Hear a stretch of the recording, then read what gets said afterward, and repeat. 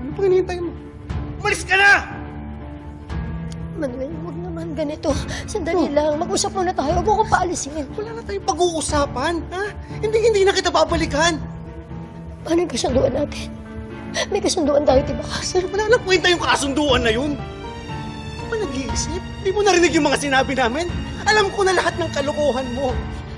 Kaya una pa lang, wala talagang kwenta yung kasunduan na yan kasi inosente talaga si Colleen. Hindi, may kasalanan din siya. Kung di inaway si Jessica sa labas sa ospital, kung hindi siya nabangga, baka buhay pa yung anak natin. Hazel, paikot-ikot na lang tayo! Umalis ka na!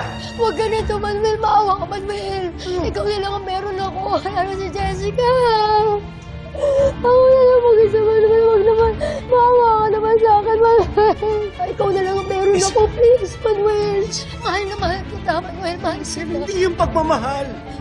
Ang tunay na pagmamahal nagsasakripisyo. Ibinibigay ang lahat para sa taong mahal niya. Ikaw, ano bang sinakripisyo mo? Wala, Hazel. Si Jessica matagal lang patay pero hanggang ngayon ginagamit mo pa rin siya. Ang sama-sama mong tao! Huwag mong gawin sa akin to, Manuel. Sige na, umalis ka na, Hazel. Paano kung hindi? Sige na! Sandali. Tigilan mo na kami ng pamilya ko. Sige na. Siya na lang ang meron ako. Hazel, sige na. Siya na Sige lang na, ang umalis meron ka ako. na, Hazel! Siya na lang ang meron ako. Maawa Hazel, naman umalis ka kayo. na. Sandali. Sige na. Manuel! Sandali, huwag niya magganito, Umalis Manuel! ka na. Manuel, sandali! Sandali, Manuel, huwag kayo. Sige na, umalis ka na! Sandali, Manuel! Manuel, buksan mo! Manuel, buksan mo ito! Manuel! Ikaw na lang meron ako, Manuel. Maawa ka naman sa akin. Manuel! Maawa ka naman sa akin. Manuel! Manuel! Manuel! Oh,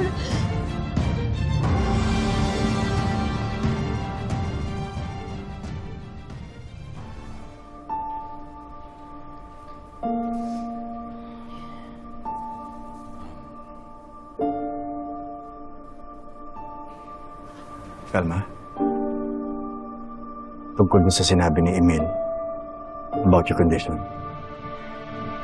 Hawa, gusto ko na sanang magpahinga. I understand. It has been a long day. Miss Velma, kung gusto mo, ay tulungan kitang ayusin yung damit mo sa cabinet.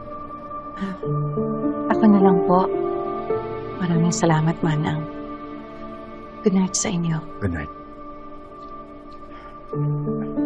See you tomorrow.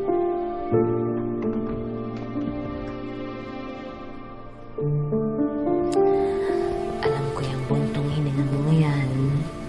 Akala ko ba masaya ka dahil kasama mo si Velma?